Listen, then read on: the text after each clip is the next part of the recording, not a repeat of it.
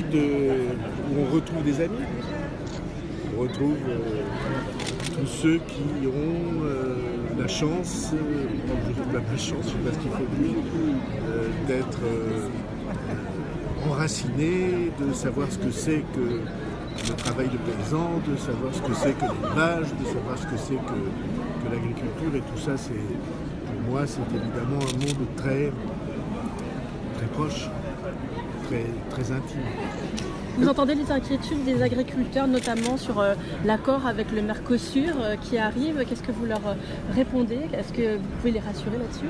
Je pense qu'ils ont raison sur un point, c'est que on ne peut pas fixer aux agriculteurs français et européens des règles qui ne sont pas respectées par les autres.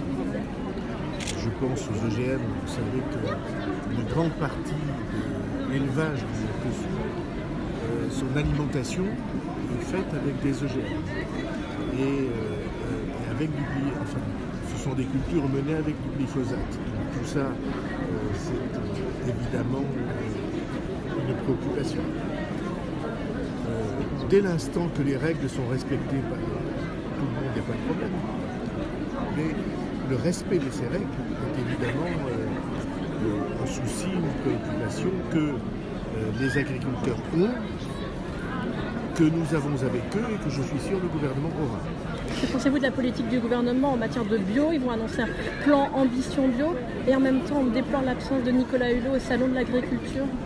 Ça, la présence des uns et des autres au salon, permettez-moi de ne pas avoir une opinion tranchée sur ce sujet.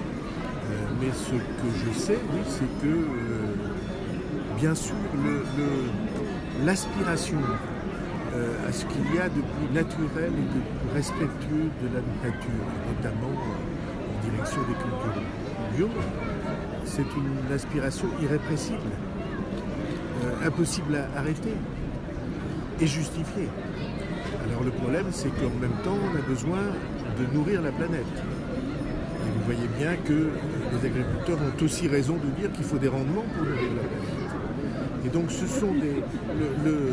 le rôle des responsables politiques doit être de rendre compatibles entre elles les différentes contraintes, ces deux contraintes et ces deux aspirations.